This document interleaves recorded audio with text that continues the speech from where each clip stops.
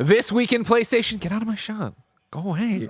This week in PlayStation, we are reviewing Persona 3 Reload. We'll have all this and more, including the death of Blessing, because this is PS I Love You XOXO.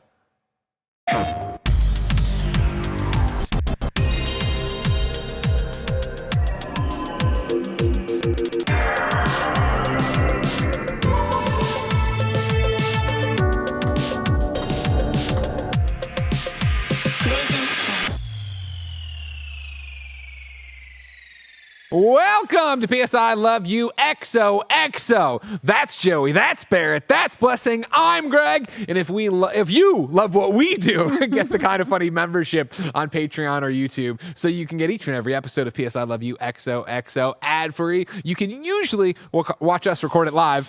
Jesus Christ, Kevin. That late, Kevin? It wasn't even worth it. Watch us record it live, or of course, get my daily vlog series, Greg Way. You can get PS I Love You XOXO for free with ads and without the exclusive content on YouTube and podcast services around the globe each and every week. Thank you to our Patreon producer, Delaney Twining. Today, we're brought to you by the KindaFunny membership, but let's start with a Persona 3 review for you! Joey, Barrett, welcome to the stage. This is big for us. Yeah. We're always happy to have people on the stage with us. I liked our one-on-one time. The one episode? Our one episode so far. It was great. Completely different PS I Love You look this year. One episode so far that's been the one-on-one. I'm happy that we're just swimming in reviews. There's so much to talk about all the time. Too many video games. Too many video games, but Too many. are there too many great video games, ladies and gentlemen? It's time for topic of the show. Tots. Persona 3 Reload is here in a review embargo, out February 2nd. Of course, the original version of this game, 2006. Yeah. Outrageous. 18 years. Nearly 2 decades. Your year of high school? I got to do this was my first Persona game. Jeff Haynes, of course, reviewed it back in the day for IGN once, then twice for Fez, and then I did Persona 3 Portable on PSP. So it's crazy to be back here once again talking about Junpei. Yeah. Talking about what's happening here with C's. Yeah. It's an exciting time. Joey. Yes. I'm most excited that you've joined us. It is exciting. What is your history for people who don't know with Persona? I've literally only played Persona 5. Yeah? And I loved it. Yeah. It was one of those ones that I played not on release, but like later that year. Sure. And I had never really played a JRPG, but everybody was talking about how good it was and the music and everything. And I was like, you know what? I'm going to try this. Particularly the music. I remember, I think the thing that got you to start it was, this was back in the PS4 days where you actually had themes for your consoles. Remember And those days? I had the Morgana Persona 5 theme, and Joey was over, and it was like the da-da-da-da-da-da-da-da-da-da-da. She was like, damn, this is real good music. Maybe I should check this game out. So, yeah.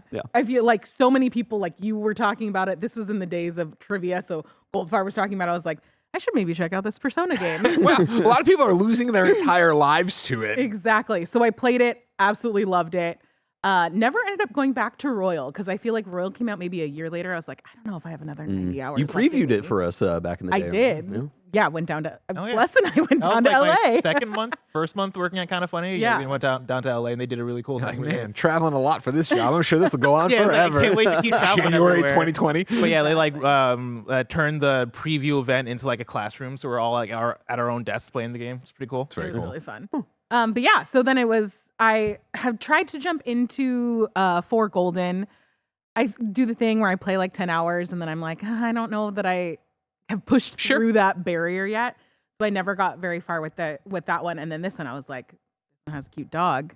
Maybe I'll get really into this one. Yeah. So I was really excited to jump in. I'm still only like 20 hours in. I feel like I'm so Only. baby. I love it. know. I love reviewing Persona games. I'm only 20 hours I know. in. I was like, and I wanted to play more, but I just didn't have time this week. But I'm having a really good time. It's so hard to even say how I feel about this game because I do feel so early. I'm like, even with Persona 5, I remember being like 40 hours in and still getting tutorial prompts and stuff like that. So having a really good time so far. Okay. And definitely excited to play more. I'm a little bit scared because I played a lot yesterday. It was me on my Steam Deck. On the TV, I watched the Chiefs game and I watched the 49er game. Then I got really into one of those games and then maybe let my Steam Deck die and can't remember the last time I saved. So maybe not as far as I thought I was. Interesting. I like that. Barrett Courtney, for people who don't know, what's your history with Persona? It's crazy that it's been nearly 7 years since Persona 5 came to the West. I remember I was assigned to it for IGN for like gameplay videos and stuff, and I was actually like really like bummed that I had to play. I was like, I don't want to play this like JRPG. Yeah. I hadn't really I love been skate into games. Yeah, like I hadn't been into JRPGs since I was like a wee little lad. So I was assigned to it for work, and I remember like playing the first 10 hours and getting through like the Kamoshida dungeon and being like, damn, I have fallen in love with this game. This is really special. And slowly played Persona 5 throughout the rest of the year.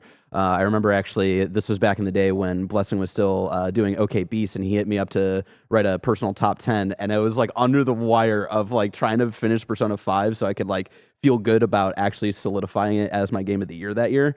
So yeah, I came in with Persona 5.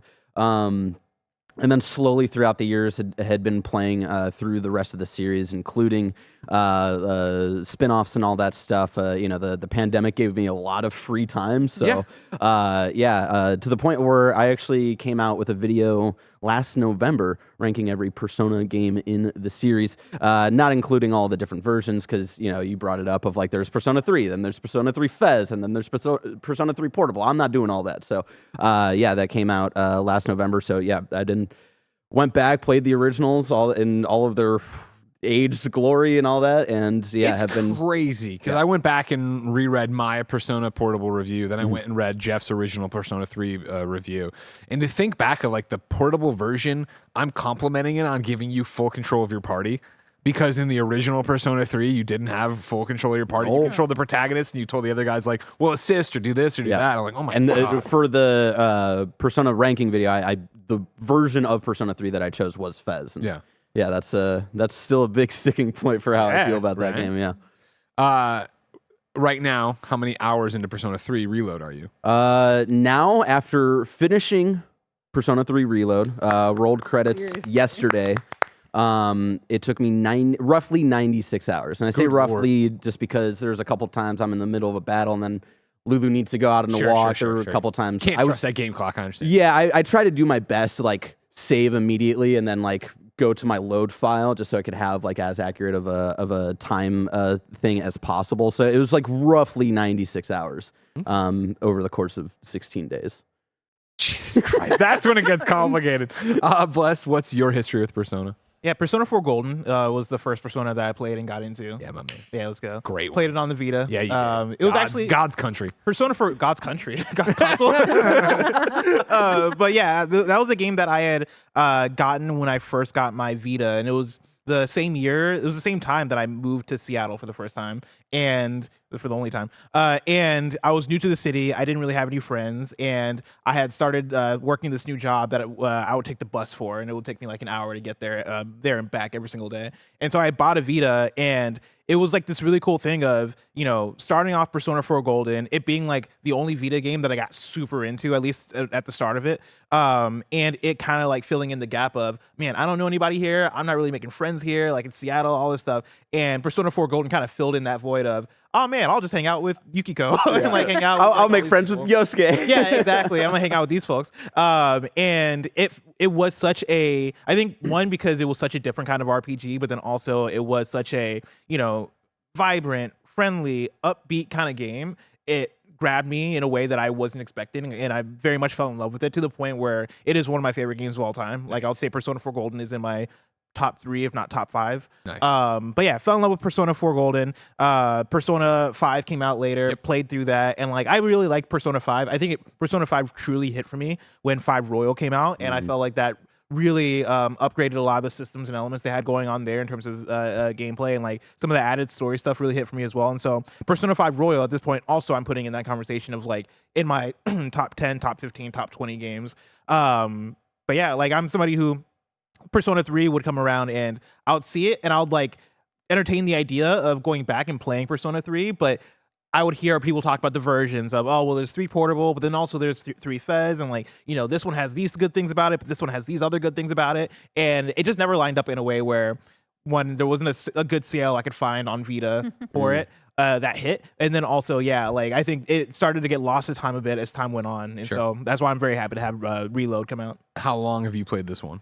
So far I am around 33 hours. Okay. It's that tough thing of I started playing Yakuza when we got code for that, and then like there was a day where I got a message from you that was like, all right, Tekken code is in, and then later, or I think it was Persona 3 code is in, and then later it was Tekken code is in, and I'm like, shit, all right, cool. And you were so fucking bullish. You're like, Yeah. I can do both. I can do both. There I was- don't think you can. The plan, because I had been pushing this for months, was I wanted personally Blessing to be the lead reviewer for Persona 3 Reload, just because I thought it would be fascinating for you to enter into this world with fresh eyes and kind of look at it in that context. And I think it was the day after we got Persona 3 Reload code, because like we got P3R, and then an hour later we got Tekken 8, and then the next day you texted me like on a Saturday, and you're like, yo, I think I need It's you wild to be the reviewer. Like you mentioned the 90-something hour. I'm like, yo, that's crazy. And then I started thinking about my gaming in the last month, and I'm like, oh no, I guess that like kind of lines up, because I put in I'm approaching 40 hours of Tekken, and I put in like 10 hours into Yakuza, and now and then I'm 33 hours. Yeah, where I'm not cross pollinating like that.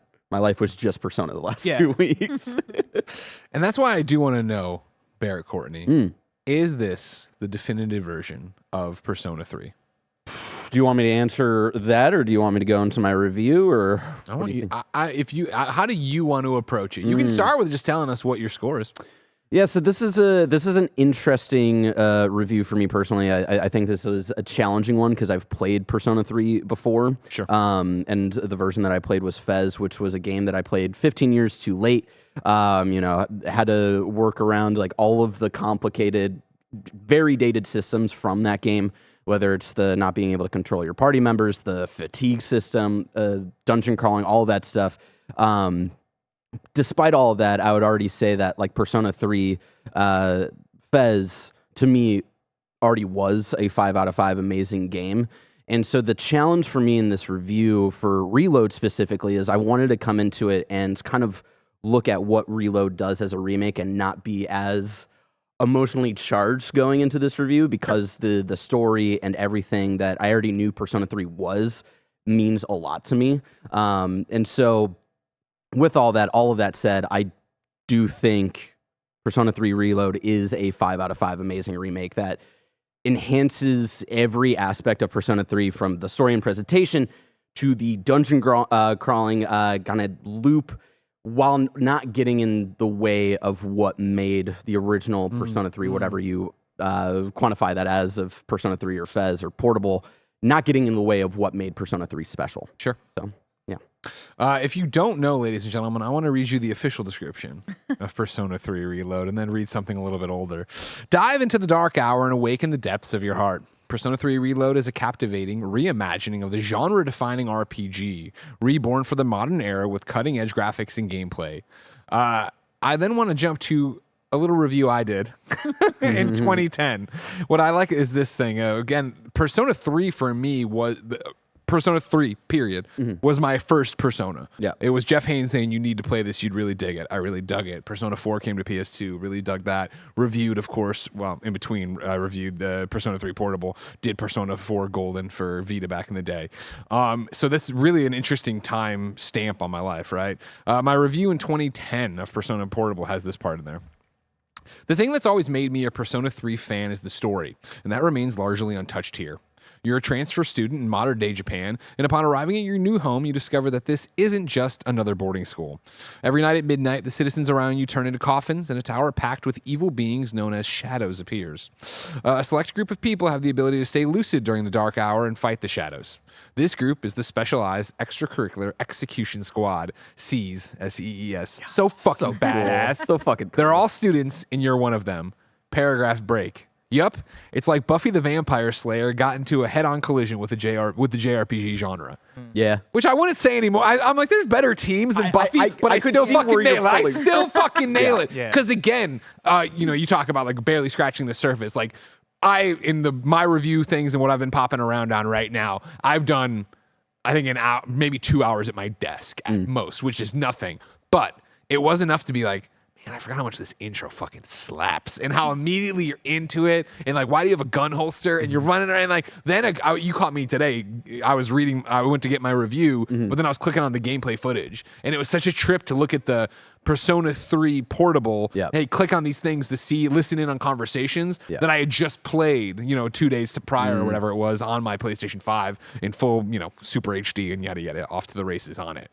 So then, Barrett, to turn it back over, you say that it, is a 5 out of 5, and you said remake. You say that the other parts are still there and strong. What does this do for you? I mean, for you, like when you want to talk about bullet points and like where you start of like, this is what's most impressive for me, where do you start? Honestly, there's a lot to break down of what I find really impressive. I think and now that we're just like kind of showing Strega and some of the social stuff that you can do in Persona 3, the first thing that jumps to mind is a lot of the new stuff that they subtly bake into Persona 3. Like the main story is mainly untouched. It's still the same adventure if you know what the story is, but they do fill in gaps that like kind of just help build out certain characters while not getting in the way of the original story, which I think is really impressive. I think the writing and the story of Persona 3 was already really good, and I think there's something to say about them adding new stuff that didn't feel out of place. Sure. For Bless and Joey, like, and for people who don't know, for Persona 3 Fez, like, there weren't social links for the male party members of your team. So there wasn't an Akihiko social link. There wasn't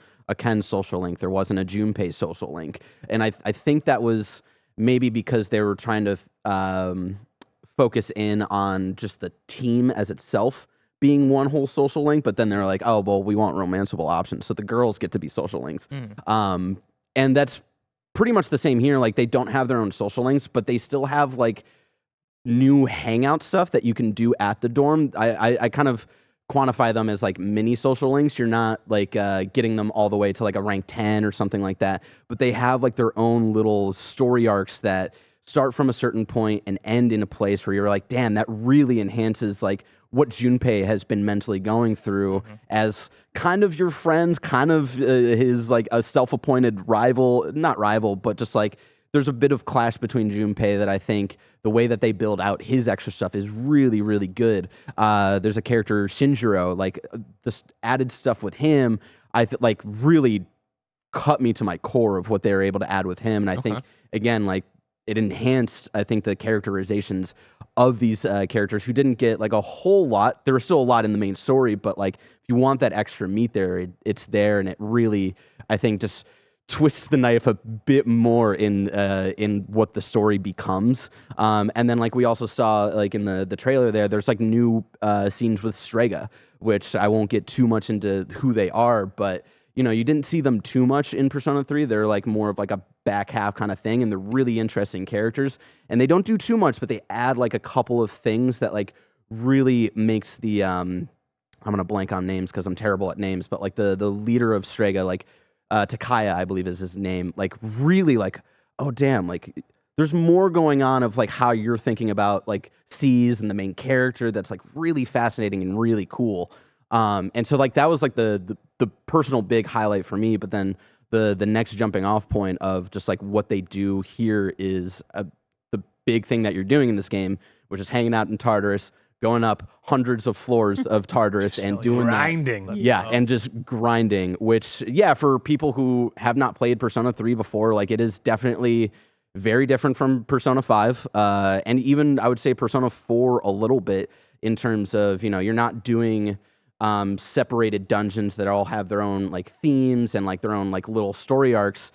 The main dungeon that you have is this place called Tartarus, which, again, if you're new to the series and have only maybe played Persona 5, it is Mementos like on steroids, because that's where you're doing all of your kind of dungeon crawling stuff.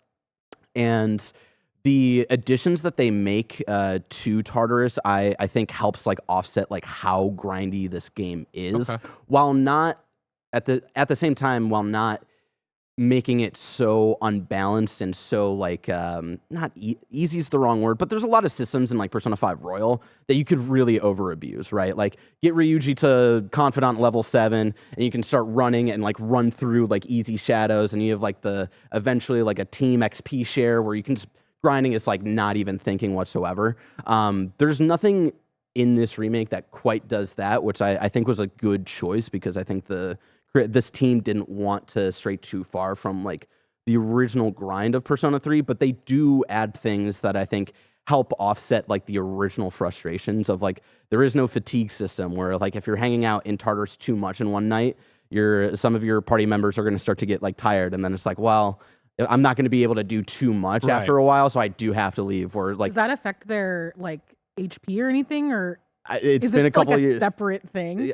It's been a couple of years, and it's all kind of a blur at this point. But I remember it being kind of like an annoying sicking point where it's like they don't quite have that in here. Yeah, you can control your party members, and then there's also just like the flow of combat that is definitely like almost exactly like Persona 5, where you've got like their version of Baton Pass, which is Shift, which during like a one more action, if you get somebody's weakness, instead of just that character doing one more action, you can toss it to another party in your on your team. But they don't like do anything with that. Like in Royal, right? You had the Baton Pass, and you could unlock perks of Baton Pass where it's like, all right, when you do one Baton Pass, it like ups like your attack level and all that stuff. They don't add that stuff here because I think they wanted to still have that level of like, you still got to strategize, you still got to think, all that stuff. I will say, like, in the first third of the game, Tartarus still feels a bit monotonous. And that's like in the first third of the game as a whole, I was kind of waffling between like a 4 and a 5. Yeah. But like once you get to the real big meat of not just the story, but the stuff that they add to Tartarus to make it a bit more palatable, that's where I was like, okay, they've really got something here. So then I'd like to have Joey jump in here as somebody who is the Persona 5's my jumping on point. It's where I've come from. How are you finding that early in the game? I don't mind it. I think because even before I started playing the last couple weeks, everyone has always categorized Persona 3 in the conversations of the different games and what should I play. That it's like, oh, this is just mementos long term. So I think I was prepared for that ahead of time, where I had that already in my brain. It doesn't, I mean, it does feel grindy, but it doesn't, because that's also just like kind of what you're getting to with Persona. So it's like, oh yeah, this is exactly what And the combat's just fun. Yeah. It's very addicting. It's just like a very smooth like experience getting in and out of combat stuff. It's just even though there's not too much structurally in Tartarus that I feel like is like super different in the first third, I feel like the combat in and of itself still makes it a bit more fun. I sometimes when I think about Persona 5 2, like I felt like I got, especially at the beginning when I truly had no idea what I was doing, where it was like, oh, these floors are so puzzly, and to find your ways up the doors into the things. When you in Royal, when you have the grapple and you can like move around, it was like really overwhelming. And this is way more straightforward. It's like you can go left or right. That's go that way. You have to find the stairs. That's it, and it just feels it feels a lot more approachable, I think. Mm-hmm. And the whole time too, I was just impressed that it didn't feel that different gameplay wise, map wise, all that stuff from Royal. And I was like kind of preparing myself to like, oh, this is gonna feel pretty old. This is not going to feel like a modern game, but I haven't really had any of that experience so far. And like, I'm only on, I think the last like floor I got to was like 47. Like I'm still pretty early in all of those, but I was pretty impressed. It is just like a totally different mindset, I think, going in with not having individual palaces and just. Are you finding the story beats hitting for you? Are you connecting with these characters? I mean, that's always so many people's hooks to. Yeah, I like all the characters. I think because I'm still so early, I haven't found like the one that I like. But it is funny, Barrett and I were talking last week when it's like, oh, Junpei is like the Ryuji, and like all of the character types are all very similar. And it's like, oh, this is like the Makoto equivalent kind of character. So I feel like I haven't gotten far enough in the story to like have deep thoughts on them individually. Sure, but it's working. Other than how I feel about them in comparison to their counterparts in Persona 5. And then Bless, similar questions for you. Obviously, Persona 4 being different, obviously Persona 5 being different, but coming back to this and having it be Tartarus the way it is that working for you? Oh, it's working a lot for me. Okay. That was one of the things transitioning from Persona 4 Golden into Persona 5 that I had to let grow on me was the dungeon design of Persona 5. And I'm kind of weird with this where I prefer the procedurally generated stuff of Persona 4. I think a lot of the dungeon design in Persona 5, I think a lot of it is great, but it is designed. It is like, oh, we got puzzle solving in here, and we have specific beats where it is you are in a casino level and you have to go and get the thing to go do this thing and then unlock this thing. I like how mindless the exploration of Tartarus is, where it is, oh yeah, go left or right, kill, XP, kill, get the XP. But then also, I think you do get to places where you are making choices, and it is, all right, do you want to sacrifice going through this door that's appeared?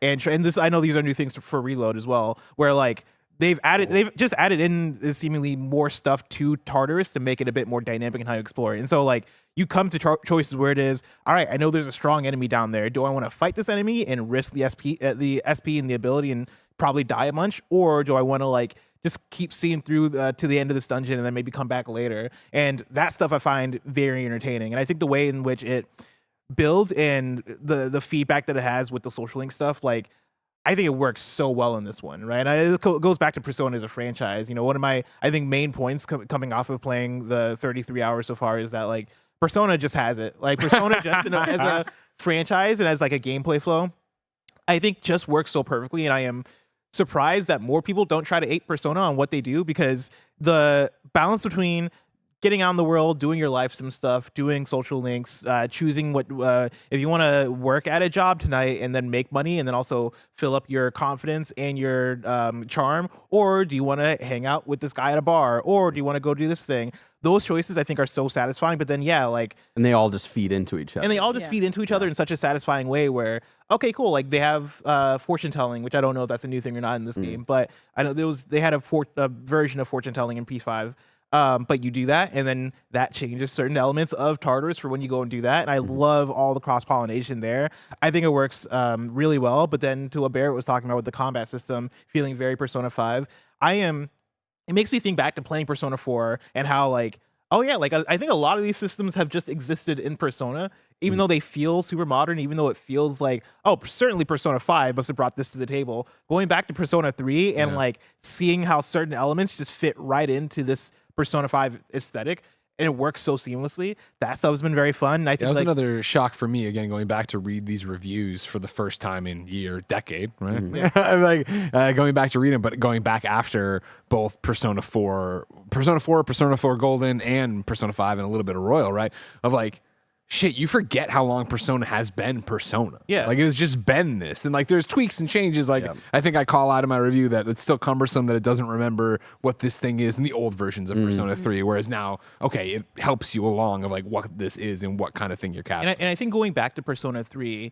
it almost feels a bit refreshing after playing Persona 5 followed by Persona 5 Royal, where I think Persona 5 is, especially Royal, it's content-packed. There's so many story beats. There's so much narrative. There's so much going on, and they do such a good job of making each day-to-day feel different and feel like there's something to attract you. Persona 3 Reload, I almost feel like I have way more time in Persona 3 Reload to kind of just like fuck around and figure out how I'm going to go about my day. And I think with that, I am playing this game in almost more of a role-playing sense where, I over the break I watched a bunch of video essays because I got sick and I couldn't do anything else. And one of the ones I watched was one from Tim Rogers about this Japanese game, Tokimeki Memorial, which came out like early 2000s, late 90s, I think. And that game was like the dating sim to make dating sims a thing. And he gave this long review of it, talking about, why it hit, what it did for the culture, how he played it, all this stuff. And going into Persona 3 Reload, I've kind of had it in the back of my mind of, hey, like I'm going to school and let me figure out like how I want to live my honest student life. Like, who am I going to be friends with? Who am I going to interact with? Don't feel forced to necessarily do everything. I know there's a platinum, which we're probably going to talk about. We'll talk about trophies at the end. But like, Barrett said something earlier that's made me consider like, oh, maybe I should give up the platinum dream. And the idea of doing is so, and just play. And it's so freeing because it is, okay, cool. I don't need to get to the end of every social link. Like, I don't need to do every single thing. I can just live this life the way I want to, which might be more philosophical than I mean it. But like, I can just live this life the way I want to and have satisfaction and fun in that. And Persona 3 Reload, I think, is structured in such like I feel like a pure sense in that way, where this is Persona before Persona became Persona 5 or even Persona 4, and I think I'm really digging it for that as well. Yeah, for the context, right? For newcomers, there aren't like Persona 5 was very much like, yes, there is like one big story, one big arc that's being built up to, but then you had like these kind of like individual mini kind of arcs where it's like, all right, we got to take out an abusive teacher or like the CEO of a food company and stuff like that. Whereas like Persona 3 feels a bit more natural, and I think like that's feeds into why the structure feels so freeing, because it is a bit more focused on just like building one big story. Yeah. There are like social links and still stuff like that and smaller stories, but it's not like there's not like a gun to your main head. story stuff. Oh, actually, there is kind of There is. But still the fucking coolest way to summon a persona. Oh yeah. That's the other thing. Persona! This game is cool as fuck. And like one thing I want to mention is the soundtrack, because I know they've added some new music here. Oh my god! Like there are songs where Barrett not feeling I similarly. get to no Barrett loved it. Yeah, I was gonna say. I think Barrett P3 is my favorite soundtrack. Whoa. there are certain scenes you get to where it's like I'm excited. Like when I get a sneak attack on an enemy and the music starts, I'm like, let's go. We're disturbing the peace, Yeah. right? Or like like when you get to like a certain like nighttime in certain areas where like certain songs kick on, I'm like, yo, this is fucking great. I want to just bring up the in my presentation bullet points. Yeah, the music I think is top notch for sure. Like I'm very attached to the original Persona 3 like soundtrack. And so that was like one of my biggest worries of like if they were gonna nail that vibe. And I think like they did a lot of work to like. There's a lot of tracks that in Reload that I think have become my preferred versions of the Persona 3 soundtrack, which I think is really impressive. There is only one song that I don't think quite hits as hard, and it's Mass Destruction, which was the original battle theme, which they use again here, but it's there's the new battle theme, which is used when you successfully sneak up on somebody and you have the advantage, but then they use Mass Destruction to as the like if you don't have an advantage or if enemies have an advantage. And there's just a certain je ne sais quoi about the original female singer who was in the original game that I don't think they quite nail for that track. But yeah, the one that you brought up of like the hanging out at night and like going around the city at night. It's so the good. way that they have updated that song, like there is a moment where it switches and it turns into a bit more groovy, and you have this like really nice, like calming male vocal artist come in. Like, do yourself a favor, because I know like if you're doing stuff at night, you might be bouncing around places real quick and you don't get to that part of the song. Just like hang out at night for like once and just let that entire song play, because it is so good. It is so good, and it's like it does a really good job of like reinterpreting the original version but adding new stuff onto it. That's like chef's kiss, and I think that's a kind of an example of what this game is as a whole. I have a question about that, but first, I have a statement for you, ladies and gentlemen. If you didn't know, the KindaFunny membership gets you each and every episode of PS I Love You XOXO ad-free. It gets you the ability to watch live as we record it, usually when there's not some kind of embargo. And of course, that benefits go for all the other podcasts. And of course, you'd get the Gregway vlog each and every day. But since you're not on Patreon or YouTube, where we offer the KindaFunny membership, here's a word from our sponsors.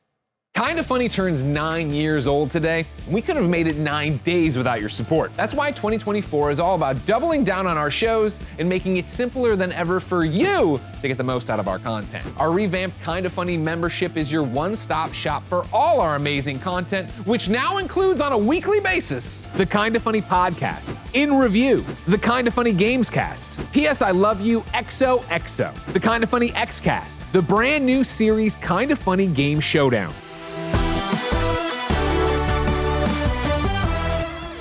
5 episodes of KindaFunny Games Daily, and 5 exclusive Gregway vlogs. And 5 days of streaming fun with me and the gang here in our newly revamped streaming space. It's going to be filled with a ton of laughter and a whole lot of shenanigans. We'll see you there. That's more than 20 pieces of content a week from an 11-person independent team in San Francisco. That's a lot. And to get the most out of it, all we're asking for is $10. $10 gets you the KindaFunny membership, and that entitles you to ad-free versions of the shows, the ability to watch the podcast live as we record them, and the exclusive access to my daily show, Gregway. You can get your KindaFunny membership on patreon.com/KindaFunny or youtube.com/KindaFunnyGames. Yes, we are expanding our KindaFunny membership offering to YouTube so people can take full advantage of the platform they prefer. If you want to go above and beyond the Kinda Funny membership to support us, we will still have higher Patreon tiers, albeit with some changed up perks. We just wanted to make the message as clear as possible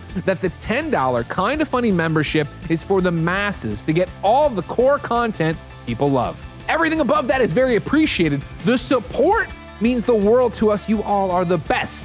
But the $10 Kinda Funny membership available on both patreon.com/kindafunny and youtube.com/kindafunnygames is where we see the value of what we do. Kinda Funny is a dream come true, and we wouldn't have it without you. We hope if you've ever enjoyed the content, you can support us for at least a month as we prepare for our biggest year ever. Until next time, it's been our pleasure to serve you. Okay, Barrett. You're talking about the music, you're talking about the changes there and stuff. Talk to me a little bit about the, I guess, UI and the vibe of this. Because jumping back into it, it was, man, Persona's always been Persona, but then there's that line of like, well, how much of this is Persona 5 influenced? Because it feels like that, but then there's this, and then even going back and looking at it, it's similar but different. It's similar and different, and of course, it's talking about like transitions between like scenes, or if like you see like the UI pop up of like changing dates and all that stuff, or the menu stuff. A lot of it is very, I think, lessons learned from how cool the presentation of Persona 5 is, but I don't think the vibe of Persona 5 overtakes what P3 is, because I think they still kind of focused in on the simplistic idea of what Persona 3's like UI was.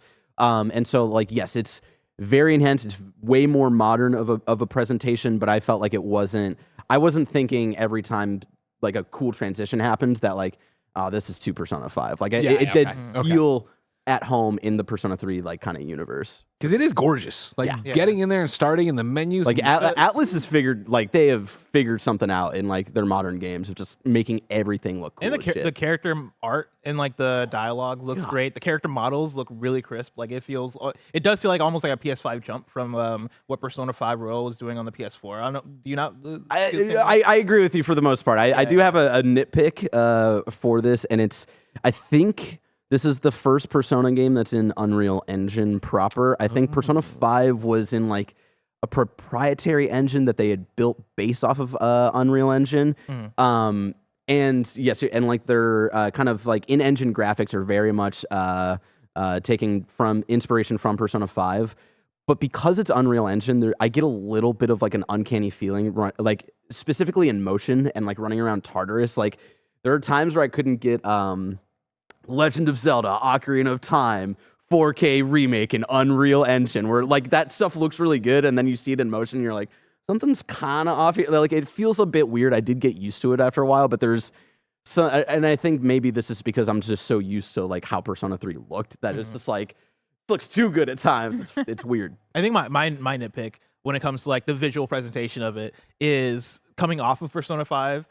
And I think because it is taking like a lot of influence and a lot of inspiration from those elements, I feel like a lot of like the transitions and wipes and like presentation and the UI and stuff, it feels more built for Persona 5. And as a result, Persona 5 still, I think, is a overall way more stylistically just popping game. I think this one is still very like more stylish than the average game that you're going to play. It's a very stylish game, but there is like that edge that I think Persona 5 has, because Persona 5 has all that stuff that was built stuff for built, that built game. in mind. Whereas like Persona 3 Reload is almost like, how do we redo how do we it? take all of what we did for Persona 5 and do it for Persona 3 Reload? So there is like a handful of things where I'm like, okay, I can see how you like, you switch this up or you recontextualized it or you applied it to this game. But I do think that if we're like going blow for blow of P5 versus P3, I think P5 still has the style edge to it. That's fair. In a similar vein, there's a lot of animated cutscenes, and they go kind of back and forth between like redoing cutscenes from Persona 3 either in engine, which is like really cool to see that stuff like in like the engine 3D like models, and then there's like the 2D animation stuff that they have a lot of. There's something like it looks really good. I think the studio that did it was it's I think Wit. Blur, Studio Trigger. Hold on. Same Let's words. Alt or no, wait. Is it Control F? The Avatar people. Control F Wit. Yeah, so it was done by Wit Studio, who did Spy Family. They're the studio that did Spy Family. Shout out. And I don't like I kind of miss, there's some, again, a certain je ne sais quoi about the animation, like the 2D animated cutscenes from the original, that is such a vibe of the early 2000s, like anime, the way they would like cut between certain things that I do think is lost a little bit in translation that I do miss. And there's also Wit Studio wasn't the same team that did the animated cutscenes for Persona 5. That was Production IG, which is the studio that worked on Haikyuu, if you're familiar with that. So there's something a little bit off there, but at the same time, there are some recreations in the animated cutscenes that are just like mind-blowingly good still. But something I wanted to call out of like a little bit of like, because we're modernizing it a bit, I miss there's a certain vibe that I think Persona 3 nailed in like the animated kind of early 2000s style. Joey, on this vibe level, is the vibe different enough to make it engaging for you, or does it just feel like it is a Persona 5 clone? I mean, truly the biggest thing to me that makes it different than Persona is just The that dog. it's like color graded is blue. Yeah. Like I don't think that there's like, I don't feel like this one has a visual style that's as Identity? distinct. Yeah. Yeah, makes sense. As Persona 5 does for me. So I don't know if that's a criticism of this game in particular, if I feel the same way about Golden if I get there and it's just like, oh, this is just the God, I hope yellow they one. remake Golden so much. But yeah, like this one doesn't, and I like the music in this one. Part of me just thinks, do you just love the first Persona game that you've played, and then it's just hard for everything else to, like, do you just compare everything else against that, or It's like Mario Kart. yeah, Yeah, right. That and Yakuza too. That was always been my argument with Yakuza. I feel like you drop in that first time and it's like, oh fuck. And then for me personally, the more they've come, like, all right, yeah, it's just more. I think honestly, so much of it is aesthetics and storyline. Where again, like, you know, Persona 5, and I've played so many Personas before it, but I still haven't rolled credits ever on Persona 5. I just end up run out of gas and I got to go review the next thing, and I'm not drawn back. And going back and playing a little bit, but more rereading my reviews of Persona 3, I was like, for me, like the horror movie guy, like the coffins and the thing and shooting yourself, I'm like, that is just such a better rapper for me than the Phantom Thieves, like who were super cool. And I'm not talking shit about them, but it was like, I liked that more. And I think even Persona 4 with like people getting hung and like all this stuff, it was like, damn, there's like some fucked up shit I'm really trying to get to the bottom of here that worked for me so well in that. I think that was more characters, this was more setting. So I think there might be that kind of argument to why they work for some people or don't, or blah, blah, blah. Yep. yeah. And I like all that horror stuff. I think maybe as I get further in, then that'll be more present. Right now, I'm just still. Just going to school trying Yeah, I to know. answer these goddamn test questions, right? I've had to Google so many of them while I've been playing. Do you It know? makes me feel like you're an on the idiot. plane. I was gonna say, because for the test questions, you can just press like the. Oh yeah, but it was for the exams at the end, Yeah, where you it like can do it for the calls exams. back all the other. I don't know, just pay attention, you know. during class. Aren't you taking notes, Joe? Yeah. Come on. Sorry that I'm not Take paying attention notes. about pendulums. and all this weird Dude, I learned so much playing Persona 3. Like, Yeah. yeah, I learned a lot about pendulums, and fucking graphs and shit. Learn a lot about magic. Oh my god, let me tell you about that dude's Oh, yeah. lectures who just fucking Oh, go yeah. on I and learned a lot on and about on. paganism, which, like, yeah, let yeah. me tell you, I didn't know a lot about paganism before. Now playing you're an this game. expert. Now I can tell you a lot about paganism. Do you know they used to worship a lot of gods back in the day? And still, there was another thing I wanted to highlight in this game, but I forgot what it was. Oh, it was to what Joey was talking about in terms of like kind of where you're at with it. I'm also still in the place where I feel like I'm waiting for the story to pick up a bit, and I don't mind it because I'm still having a blast. Like, one of my notes is that this game is just so easy to play. Like, I'm losing Yeah. so many hours. I think part of that is going back and forth from the dungeon to the life sim. I have goals, right? Like, as What are soon as your I'm goals? well, my goal is to get to the end of the dungeon. Like, Oh, okay. like I come out I of the thought you dungeon. meant like you're like, I'm really hard on this track yeah. team, or I really want to be a student buddy. But also, I guess it also is that, because it is, all right, I have this meal that I just bought from this guy that I need to put in the fridge so I can give it to Elizabeth, and I have that I in have the back that of one my too. mind. Yeah, and like while I have that in the back of my mind, I'm also like, there's some plants that I planted on the roof that I got to make sure that I harvest. Yep. But also, I'm trying to hang out with this dude. His name is Sumitsu. You know, he hangs out in the middle of the town, and he seems all right. I don't know, he eats a lot, but he seems like he's good-hearted. There's also my friend. Let's not throw stones at people who eat a lot, all right? Like, I But, don't think like, we need to this be guy doing eats a lot, you know. Like, he loves food. That's his whole thing. He loves food. Yeah. But also, you know, there's a classmate of mine who's just he needs help, you know? Like he's trying to flirt with people he shouldn't be flirting with. And I'm like, let me tell you guys, like I could not finish that. I could not finish that social link. Again. I'm like one level from finishing that social link, and I'm trying so hard to like get this man back, like to level up our relationship because I need to know how it ends. But because of all these different things that I'm juggling, I'm like, when I'm back into the live sim stuff, I am just like losing hours to it because I do a thing and then time passes and then another thing pops up and I'm like, got to make sure to do that too. And I almost want to start taking notes of things that I know I need to get back to. Yeah. But then I'm back into the dungeon and now like my goals change. Right now it is, all right, I want to make sure I get leveled up with these characters. I want to make sure that, I'm doing these missions for Elizabeth and all this stuff. And it just keeps you involved. And I think I'm finally at the point now, 33 hours in, where the story's like starting to heat up in a way where I'm like, oh, okay, things are happening. Things, you're introducing characters, like shit's popping off. But it is 33 hours. I'm finally getting there. Yeah, and that's why I was kind of waffling in that first third of the game where I was like, yeah, this is like really good. And I kind of forgot like how a bit slow the beginning is, and then once I start getting to the stuff that you're about to get to, I do think it does pick up. And as soon as I got to like the first big one, I think without spoiling things, you're almost in like summer vacation. I'm assuming, that's when stuff really starts to pick up. And like in that first beat, I was reminded of like, oh no, we still got a whole play and ride left of emotions and story that's really really good. So I think it'll start hitting for you a bit more, but yeah, I was definitely in the same boat. Like, I will say it's hitting for me real hard. Like I could see it's tough because to the conversation of is your first persona going to be your favorite persona? I don't go back and forth with 5 and 4. I think I'm pretty definitive on 4, and I think part of that is because it's my first, but also I think if I replayed it, maybe it becomes more of a conversation. Persona 3 Reload though, as I play it, I'm like, I could see this one maybe becoming my favorite. Like I'm having such a good time with it, and I do like the vibes. I do like taking out the evokers that shoot the personas out of your head or whatever it is. I like the soundtrack. There's so much good stuff happening here, and I think on a gameplay level, it's just vibing with me. I like Tartarus. I like the procedural generation of it. I like going back and just fighting shit. I like the fusion and all the stuff they do to it to give me the best of both worlds between classic Persona and Persona 5, like modern Persona. It's all hitting for me in a way that I think is by the time I get way further into it, I think I'm going to be absolutely in love with this game. I got two big things left that I want to kind of shout out. I talked a little bit about changes to Tartarus, which I wasn't feeling too much in the first third. It felt like they really just wanted to kind of onboard you and get you familiar with the flow before they started adding their new stuff. Something that you mentioned earlier, Blessing, was the Monad stuff, which, if memory serves me correctly, Monad in Persona 3 Fez was like a late game thing, I think, to like kind of help ease the grind a bit near the end of the game if you want to get up to like level cap and all that stuff. Monad is like definitely reimagined this time around. They introduce it way earlier.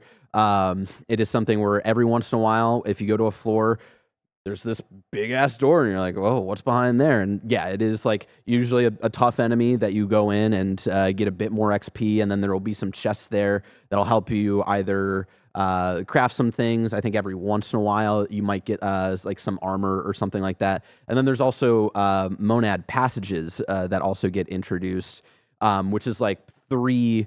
You don't have to do them back to back, but you can, like 3 tough fights in a row. That at the end, I won't spoil like gameplay wise what the benefits are, but also kind of feed back into like helping the grind a little bit and giving you more options to play around with when it comes to the shuffle time and all that stuff, which I found really cool. The big one is they added something called Twilight Fragments. So these blue little crystals that you can use to unlock chests that you find throughout Tartarus. If you're on like a normal like just level running around, those chests will usually have just like really helpful like healing items or something like that. On particular floors, they might have like really good armor, really good weapons, or just like fun outfits that you can have your character play in. But the crazy thing that they introduced, and again, I think this is a good example of what they were able to bring in to modernize and help offset some of the super grindy parts without it being over abused, is something called the Great Clock, which if you use these Twilight Fragments, there is eventually they introduce this where there is a chance, if you unlock a chest using a Twilight fragment, this door opens up at the end of whatever floor you're on that'll take you to this great clock, and you go up to it, and you can think of 2 party members, and they give you a list of your entire crew. It doesn't need to be just the 4 members of that you're rolling with. It's the entire party of C's, and if you pick 2 members, the next time that they're in battle, instead of getting XP, they will jump up to whatever level your main character is at, which I think really like helps like offset if you have a core crew that you're rolling with and you want to grind with, but you feel kind of like, well, if I need to use this character eventually, I want to get them up level, and instead of having to like go through floors again with those people, it's like, oh, I can use this and like get them up to level. And I know when I say this, there's probably going to be some OG Persona 3 fans that are like, oh, they're making it too easy. Those fans got to be 50 years old now. Don't worry. Yeah, but like it's a helpful tool that you can't over abuse. Because in my 96 hours, I think I got that thing like 4 times. So it's like, and it came at like nice moments where it's like, okay, like I'm not using Ken as much in my party. It'll be nice to like jump him up. And like another reviewer I was talking to in this whole process was able to jump people up like 20 levels. And like something, I forget if they tell you in the tutorial or not, but something I tested was, something they do really well in Persona 3 is everybody's their own person. Not everybody is available every night to go into Tartarus, but you can still choose to go into Tartarus with a certain crew.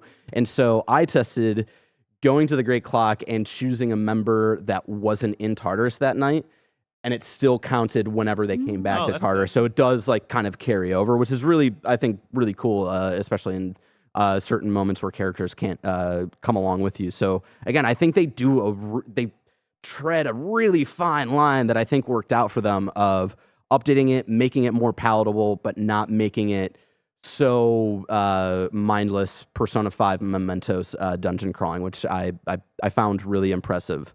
My last big note, I want to shout out the voice cast. Yeah. I think this was so perfectly cast, and I want to shout out so many goddamn people. Alejandro Saab, who voices Akihiko, and Justice Slocum, who voices Shinjiro, they both gave performances that, like, because I played Persona 3 before, I knew what was coming. I know the heartbreaks. I know the fun moments. I know all the beautiful stuff. And so I was interested in, like, oh, are these moments really going to hit as hard the second time around? I will say Persona 3 is one of the very few games where I think it actually hits more the second time you play it, and I think the acting in this really solidifies that.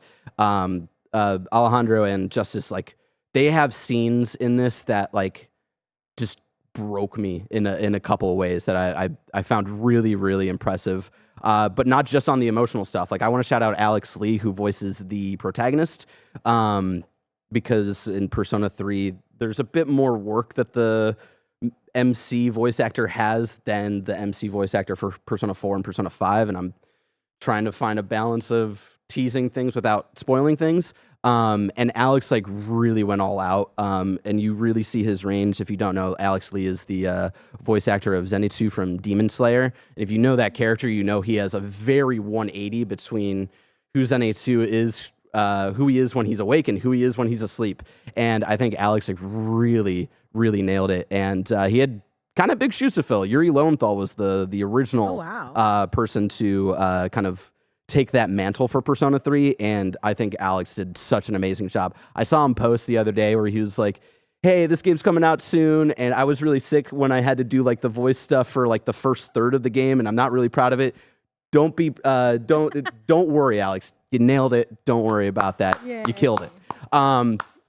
Fucking Zeno Robinson. It is very weird to hear, like, thank you, Kevin. Thank you, Kevin, joining in. It is very weird to hear essentially kind of the original voice of Junpei, and then also like a teenage version of Hawks from My Hero Academia all at the same time. Like, he is so well cast.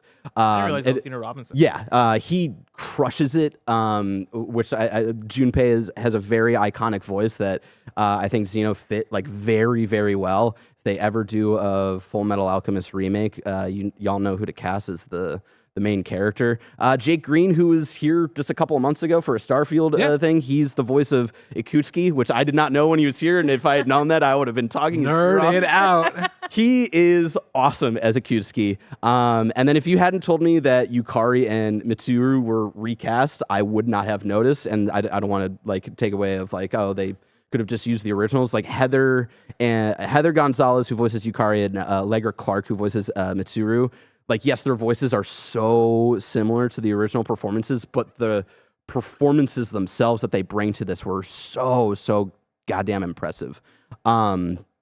And there's a couple cheeky cameos that if you've played other Persona games or you played Persona 3, like you might hear. And there was one that definitely got me in my feels. I was like, damn, the casting directors know what they were doing in this game. So I wanted to shout out the voice cast. I know the original voices are held very near and dear to a lot of people's hearts, and I think the entire cast for this remake was they crushed it. 10 out of 10. Okay. So 5 out of 5. Yeah. Is this the definitive Persona 3? It's a hard question to answer. I know it is. You've been dragging your feet all episode on it. I don't think I have an answer. And I think that's purely because we've joked about it throughout the entire episode. There are way too many goddamn versions of Persona 3. Sure, There's the original. There's Fez that introduced some gameplay stuff, but then also had the answer, which is a huge kind of epilogue for the main story of Persona 3 that takes place after the events of the main game. That's a 20 to 30 hour endeavor in and of itself. There's Persona 3 Portable, which has the whole FemC route. And I think when you know about even those dated versions, what they are able to offer, it's hard to put the genie back in the bottle of what could have also been in this remake. And we knew that going in. We knew that we weren't going to get the answer. We knew that we weren't going to get FemC in this remake. And like the more I was playing through the remake, the more I understood why. I really like the answer. I didn't love playing the answer, but like I think what that does as a story, I think serves as a really cathartic look back of the events of the main story. But also it was tedious as hell, and they would have had to put a lot of work into making that not as monotonous as it was. And then the whole FemC route with Persona 3 Portable, I've not done a full playthrough of Persona 3 Portable, but the more I thought about it, like I know social links are reworked in Persona 3 Portable with FemC, where you can date Akihiko, or you can date certain other characters, and they would have had to, at least on the social link side, make another remake, like on top of this full-on remake. So I don't think it is the definitive version. I don't know. I don't think there will ever be a definitive version of Persona 3, but I think it is the best version to play in 2024. I think even though that those things aren't included, and it would have been nice, I still think if people are like, Barrett, do I need to play Persona 3 Fez for the answer? Or do I need to play Persona 3 Portable for the FemC route? I would say no. Play Persona 3 Reload. That's going to be the version that you should pick up. Okay, fair enough. And then possibly the most important question. You said you're going to tell me about trophies. What is going on with trophies?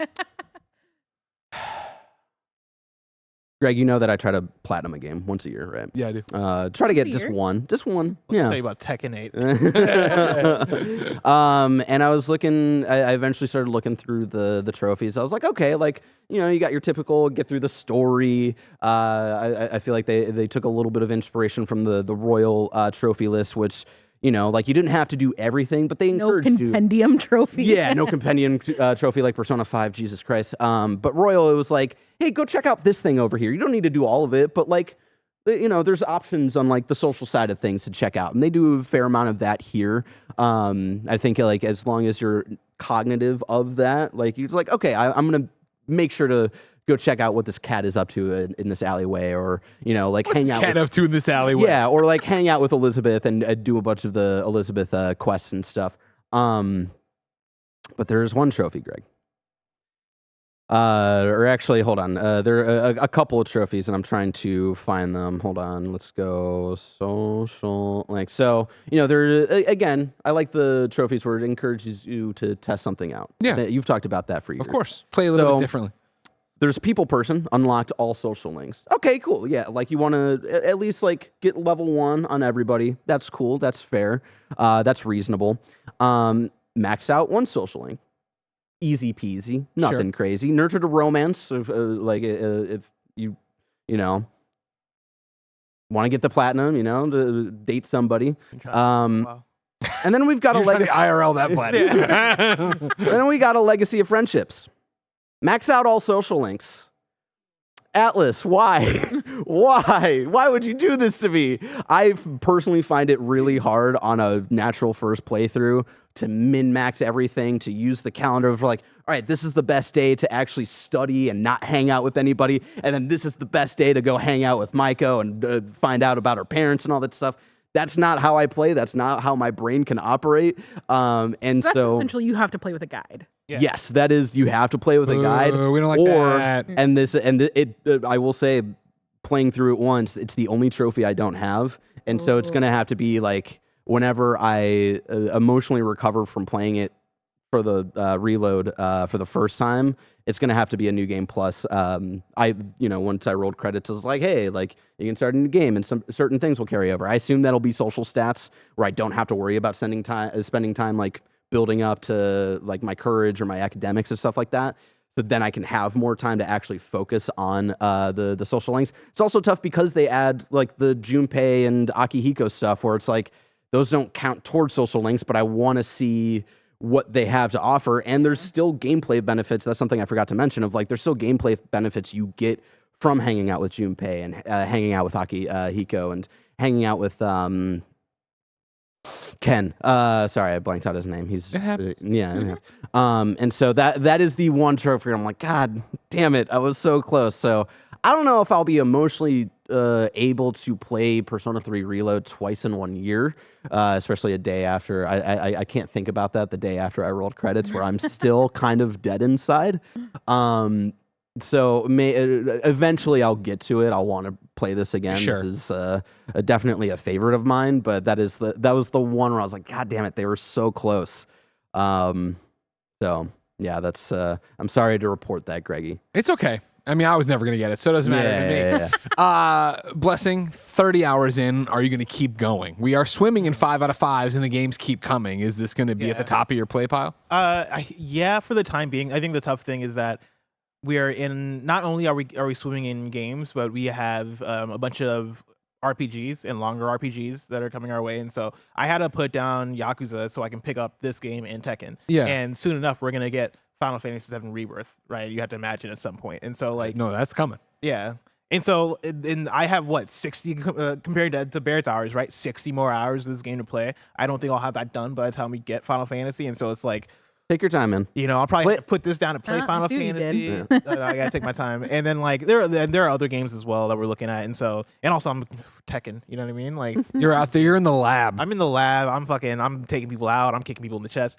But yeah, I do plan on beating it though. Like I don't know when I'm gonna make that happen, but I'm enjoying it so much, and I want to see it through. That it's gonna be, if it's not at the very top of my play pile ongoing, it's gonna be near there, right? It's gonna be my top 3 rotation of games Okay. for the time being. Joey? One of the great parts about being Joey is that I don't have to play nearly as many games as you guys do. Sure. So it's real easy for me to be like, this is my game for now. All of you playing on PlayStation? Mhm. Yeah. I'm playing on Steam Deck. So I can take Yeah. that with me anywhere. Which Oh, is let me great. tell you about the PlayStation Portal, Joey. Is it running well on the deck? That was the question. It one's great. Like I haven't had any issues. Don't listen to her, I PlayStation had people. codes for messed up. both, and I started on PlayStation 5, and I got such a solid chunk into PS5, and it was around 10 hours in. I was like, damn, I could have been playing this on the deck. Yeah. But it was also like I'm fucking sick in the head like Greg, or I'm like, I do kind of want the trophies. Sorry to cut you off, but I want to give a word of advice just because Please. we're talking about like y'all continuing on and just people out there. Like I did joke the cheeky take your time. I would take this game at your own pace. It is a very heavy game. The people who've played Persona 3 know what I'm talking about, and I just want to give that kind of warning for people coming in. You will know kind of very early on the theme of this game and what it is all about, and the ins and outs of how they tackle that theme can be a lot. So if certain things become too much, give yourself a little break. Don't try to rush through it. Don't be like me who put 96 hours in 16 days, because it all came out yesterday when I rolled credits, and I kind of sobbed for a good 20 minutes straight because there's a lot going on. There's a social link that I started up, was reminded what that social link was, and never went back to that social link because of where I'm at emotionally with personal stuff. It's a lot. It's very heavy, and that's not to say like there isn't heavy things in Persona 5 or 4, but they really hit the nail on the coffin with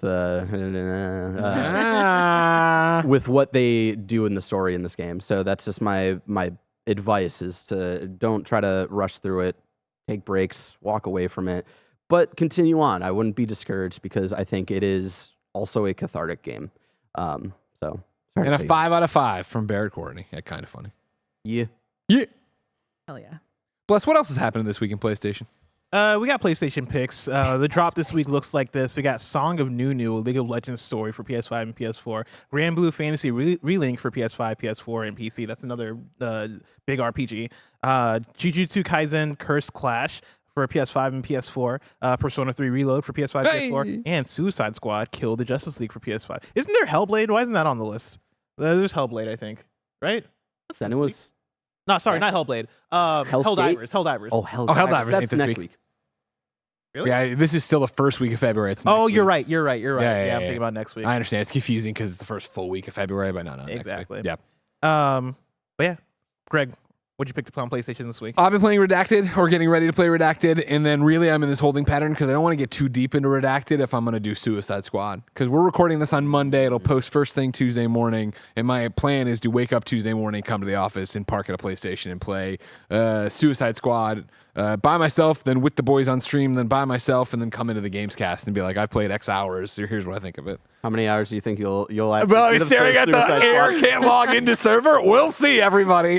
That's the best laid plans of mice and men right now to play a lot of Suicide Squad. But otherwise Redacted, but even that, I can't talk about it, obviously. But it's a whole thing. I'll tell you about it later. Sick. Barrett, what you pick to play? Nothing but Persona, man. I put 96 hours in the last 2 weeks. Yeah, but I do want to get back to Yakuza. We did have Yakuza for a few days before we got Persona. I got like 9 hours. Really fallen in love with that game. Shout out to Roger, who sent me a 3-hour recap video of the entire series so I could be caught up to date on that. Really enjoying that. And I want to get back to Prince of Persia as well. I'm not playing that on PlayStation. I'm playing that on a little handheld called the Switch because it seems like the perfect handheld game. I want to get back to that. I've really only put an hour into that, but everybody is singing its praises. So, and I like those kind of games. Yeah. Metroidvania, Prince of Persia, I'm not like the biggest fan of or anything. Don't like actively hate it, but it's... Joey, play anything but Persona 3? Diablo. Yeah! Are you back to the season to us playing together and bring you back? Yeah, it did. Nice. Do I have my PlayStation set up from when I moved yet? No. But is that my goal for this week so I can get back in because I liked playing last week? That was a lot of fun. Me and Mike did a stream where, we played the new season of Diablo, and just a great time. Yeah, and that's about it. That and this, Oh yeah, and I've been playing Tekken 8. I don't think I mentioned on the show last week. I mentioned on Gamescast that I platinumed Tekken 8. Shit. Feel pretty good about I it. didn't know that. That's great. Yeah, Congratulations. knocked out my Was platinum. that of an the year. easy one? Or It's a very easy platinum. Okay, Yeah, okay. yeah. I mean, Maybe it's that'll be my platinum. It's time consuming. it's just one of those ones where it's like do everything, But try out everything. Okay, I was going to say, it's do everything, but it's not like... Yeah, like I think the only things that it wants you to complete are the story and then like 5 character episodes and then like do a certain amount of damage and do a certain amount of combo. Like there's certain things where you have to do a certain number of them, but Yeah. if you're playing the game naturally, you'll get there in less than 20 hours. PowerPix is saying 6 to 10 hours.